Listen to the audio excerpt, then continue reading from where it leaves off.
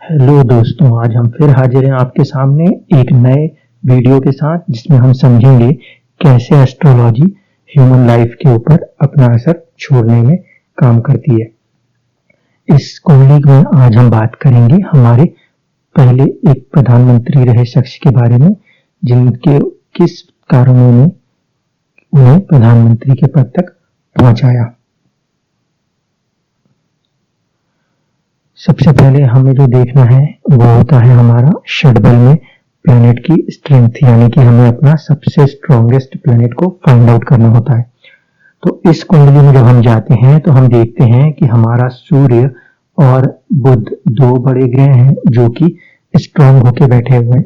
इसमें क्योंकि दोनों को रिलेटिव रैंक 1 मिली है तो फिर से सेम लॉजिक कि सबसे ज्यादा रूपास किसके पास है, या आप सीधे रेशियो में देख सकते हैं।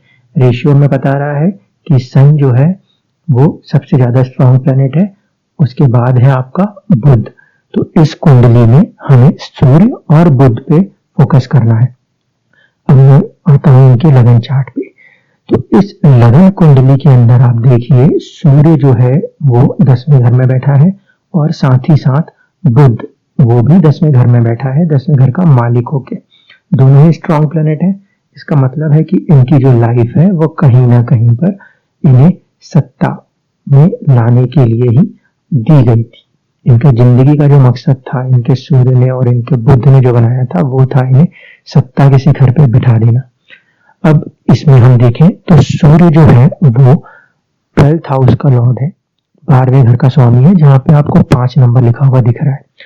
अब कुछ पंडितों का ये कहना होगा कि 12वें घर का स्वामी है तो फिर खराब हो गया, 8वें घर का कोई स्वामी है तो खराब हो गया, 6ठे घर का स्वामी है तो खराब हो गया। अब आप इस कुंडली में समझिए कि 12वें घर 8वें घर के स्वामी होने के बाद भी कोई चीजें आपकी जिंदगियों को पूरी तरह से बदल भी सकती हैं।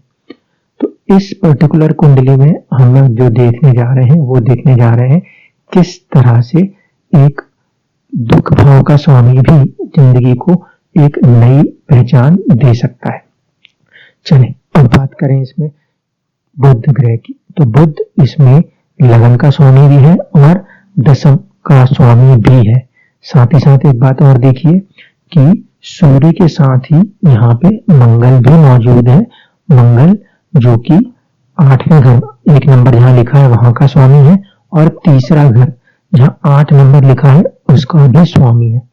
ये बात मैं आपको इसलिए बता रहा हूँ क्योंकि 10वें घर में सूर्य और मंगल दोनों ही दिग्बली हो जाते हैं, इसलिए ये कई ऐसे कठोर फैसलों को लेने में सक्षम हुए हैं जिन्होंने भारत की तस्वीर और तकदीर बदली है।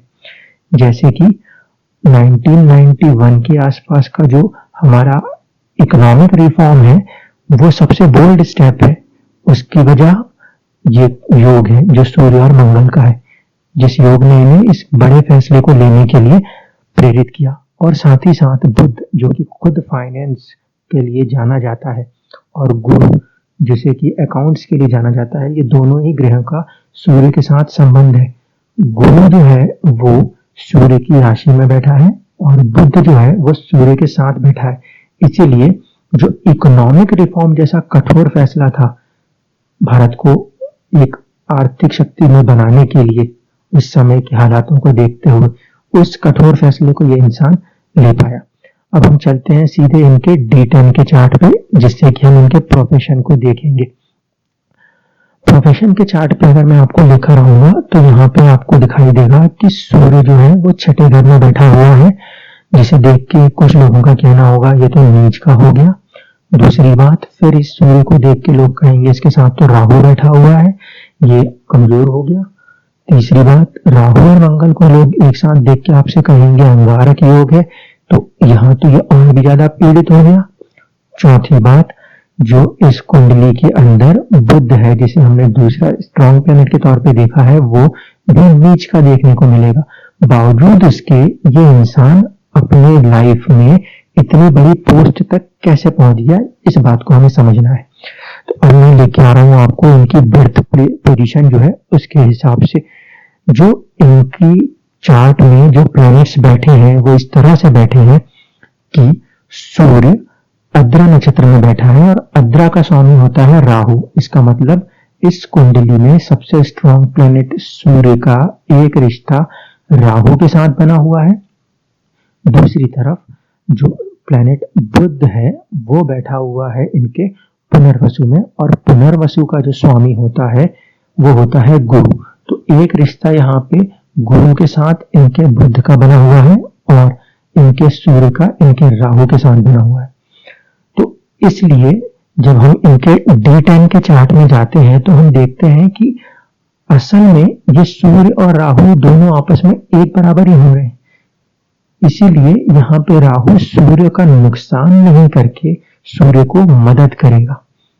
अब ये D10 प्रोफेशनल लाइफ के लिए चार्ट है, तो इसमें देखिए 6th हाउस में ये योग बन रहा है। सूर्य D10 इस चार्ट में 4th हाउस का लॉर्ड है। यहाँ पे आप 5 नंबर लिखा हुआ देख रहे हैं। मैंने आपको पहले भी कहा है कि जब कभी भी आपके प्रोफेशन चार्ट यानी कि D10 दशमांश के चार्ट में प्लैनेट का रोल 4th हाउस से हो तो वो जनता के लिए होगा, और अगर 5th हाउस से हो तो इंसान की प्रसिद्धि जनता में होगी। यहाँ पे जो सबसे स्ट्रॉन्ग प्लैनेट सूर्य है वो चौथे घर का स्वामी है। ये मदद करेगा इन्हें चुनाव को जीतने में, क्योंकि छठे घर में बैठा है ग्रह, और छठा जो है वो है शत्रु पर विजय। चुनाव को जीतने में इन्होंने अपने वक्त का सबसे बड़ा रिकॉर्ड बनाया है। 5 लाख वोटों से अकेला गिनीज बुक रिकॉर्ड है इनके नाम जीतने का उस समय का। तो जो चौथा घर का स्वामी हो रहा है इस D10 प्रोफेशन चार्ट में सूर्य, वो बहुत ताकतवर है, और राहु ने उसके साथ आके उसकी ताकत को और बढ़ा दिया है, क्योंकि लगन चार्ट में राहु पर भी सूर्य का ही प्रभाव है। इसलिए इनको प्रोफेशन के तौर पे जो इनकी पॉलिटिकल लाइफ है वो सक्सेसफुल रही है, चाहे वो सीएम बने हो चाहे वो पीएम बने हो। सीएम और पीएम जो बनना है वो दशाओं के ऊपर डिपेंड हो जाएगा, लेकिन क्योंकि चौथे घर का स्वामी छठे घर में आया है तो यहाँ पे एक स्ट्रगल देता है। इसलिए ऐसे हालातों में आपको पॉलिटिकल साइड पे, जहाँ पे आपको बार बार चुनाव लड़ना होता है 5-5 सालों में, इस तरह की चीजों में इंसान को आगे जाना चाहिए। दूसरी बात, सूर्य जो है वो सत्ता का कारक ग्रह है, और सूर्य जब सत्ता का कारक ग्रह है तो वो एक सोच देता है इंसान को कि मुझे किसी ना किसी तौर पे अपने आप को साबित करना है। इसीलिए जितनी भी कुंडलियों में हम देखते हैं कि वो मुख्यमंत्री बने हो या प्रधानमंत्री बने हो, उनमें सूर्य का कोई ना कोई रोल जरूर देखने को मिलेगा। दूसरी बात, जो सबसे स्ट्रॉन्ग प्लैनेट है बुध, वो 5वें घर का स्वामी है इस D10 के चार्ट में, और 5वें घर को देखता भी है। इसी की वजह से ये एक प्रसिद्ध प्रधानमंत्री के तौर पे आए हैं। ये जरूर है कि आज जनता इनको उतना नाम नहीं देती जितना का आप देख रहे हो, लेकिन उस समय भी अगर इन्हें इतने बड़े बहुमत के साथ जिताया गया है तो इसका मतलब है कि इंसान की जनता के ऊपर अपनी पकड़ पहुंच बहुत अच्छी थी। अब मैं पीरियड्स के ऊपर चलता हूं जिन्होंने इनको सपोर्ट किया है। एक पीरियड जब इन्होंने राजनीति में कदम रखा था तो वो था शुक्र में शुक्र का।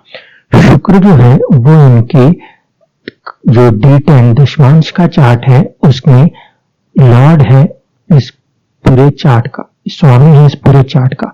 इसलिए ये बहुत अच्छा ग्रह माना जाएगा प्रोफेशन के हिसाब से, और इसकी प्लेसमेंट भी बहुत अच्छी है। ये किस्मत के घर में बैठा है।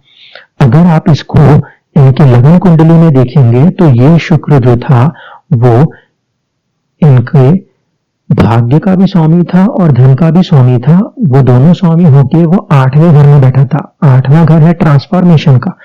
तो पहले तो इन्होंने फ्रीडम फाइटिंग में अपना बहुत अच्छा योगदान दिया है। उसकी वजह क्यों है? क्योंकि 12वें और 8वें का स्वामी 10वें घर में बैठा है, तो ये कहीं ना कहीं एक तरह से लड़ाकूपन बनाएगा, क्योंकि मंगल की जो कैपेसिटी है वो है स्ट्रगल करना। तो मंगल ने इन्हें शुरुआती वक्त में भारत की आजादी में जोड़ा, क्योंकि मंगल जो है वो मदरलैंड को मानने वाला प्लेनेट है। ये सबसे इंपॉर्टेंट एस्पेक्ट है। इस वजह से ये देश की आजादी से जुड़े, उस लड़ाई से जुड़े। इसके बाद जब इन पे शुक्र की महादशा शुरू हुई और शुक्र का ही अंतरदशा आया, तो इन्होंने आंध्र प्रदेश में, जो आज तेलंगाना हो गया, आंध्र प्रदेश में इन्होंने चुनाव को जीता और असेंबली में इनकी एंट्री होती है शुक्र के पीरियड में। इन्हें प्रधानमंत्री पद जो मिला है वो मिला है मंगल की महादशा में 1991 में, अब आप देखिए 55 में इनकी एंट्री राजनीति में हुई है और इन्होंने सीएम के तौर पे काम किया है शुरू में। उसके बाद 91 में जब पीरियड आता है मंगल का, तब इन्हें 21 जून को प्रधानमंत्री पद की शपथ दिलाई जाती है। और मंगल भी देखिए, मंगल जो है प्रोफेशन वाले चार्ट में वो सूर्य जो कि सबसे स्ट्रॉन्ग प्लेनेट है उसके साथ बैठा हुआ है और मंगल भी छठे घर में बैठा है। दोनों ही पुरुषार्थ वाले प्लेनेट छठे घर में बैठने के कारण ये इन्हें चुनाव जिताने में सक्सेसफुल रहे हैं। दूसरी चीज, मंगल जो है इस कुंडली में प्रोफेशन चार्ट में 7th हाउस का लॉर्ड है, जो कि ये दर्शाता है कि इंसान में दूसरों को अपने साथ लेकर चलने की क्षमता होगी। इसी वजह से जब ये प्रधानमंत्री पद के उम्मीदवार के तौर पे आगे आए हैं, उस समय देश के हालात अच्छे नहीं थे। उसके बावजूद भी इनकी अपने लोगों के साथ जो बॉन्डिंग है वो इन्हें एक नए नेता के तौर पे सामने लेकर आती है। वरना तो वो हालात ऐसे थे जहां पे और भी किसी नेता को चुना जा सकता था कांग्रेस के द्वारा, लेकिन पार्टी में इनको ही चुना गया। उसकी वजह है कि ये जो मंगल है वो 7वें घर का स्वामी है D10 के चार्ट में। इस वजह से इनकी जो आपस में लोगों के साथ बॉन्डिंग है, पार्टनरशिप है, वो बहुत अच्छी बनाता है। तो इस कारण ने इन्हें मदद की है कि ये प्रधानमंत्री पद तक पहुंच पाए हैं। तो इस तरीके से आप अगर लगन चार्ट पे हम एक बार वापस आके आपको एक बार दिखाएं तो ये मंगल 8वें घर का स्वामी था। 8वां घर फिर से ट्रांसफॉर्मेशन का है और मंगल की दशा में ट्रांसफॉर्मेशन हुआ है स्टेट के चीफ मिनिस्टर से देश के प्रधानमंत्री बनने तक का। तो आप देखिए, जो सबसे स्ट्रॉन्ग प्लेनेट है सूर्य और बुध, उन दोनों ने मंगल का साथ भी लिया है। साथ ही साथ जो दूसरे प्लेनेट है शुक्र, जिसे हमें देख के लगता है कि इसकी दशा कैसे अच्छी हो सकती है, ये तो बुरे घर में बैठा है, क्योंकि प्रोफेशन हाउस में ये उनका स्वामी है, प्रोफेशन हाउस का स्वामी है। इसकी दशा ने इन्हें बहुत ही बेहतरीन रिजल्ट दिया है। आशा है कि आप समझ गए होंगे कि स्ट्रॉन्ग प्लेनेट आपको अपनी कुंडली में देखना है, उसके हिसाब से आपकी लाइफ डिसाइड होती है, ना कि सिर्फ ये सोचने से कि वो उच्च का बैठा है।